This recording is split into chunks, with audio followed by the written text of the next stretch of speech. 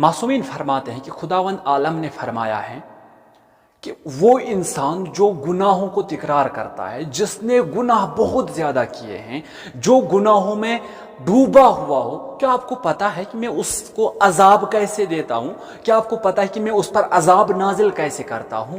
वो जुबान, वो लहजा, वो गला, वो इंसान, वो दिमाग उसका जिससे वो खुदा के लिए मुनाजात करे, मैं उससे वो हलावत, मैं उससे वो मिठास छीन लेता हूं, जिससे वो फिर खुदा के नजदीक नहीं जाता है। यानी इंसान जो गुनाहों में मुबतला होता है, खुदा तौबा का वो मजा उससे छीन लेता है ताकि वो दोबारा अस्तगफिरुल्लाह न कह सके। इसका मतलब अगर मेरे जवान गुनाहों में मुबतला हो गए हैं और अभी तक इस्तिगफार नहीं किया है, तो जान लो ये आपकी नादानी नहीं है, बल्कि खुदा ने आपको अभी तक तौफीक नहीं दिया है कि आप तौबा करो।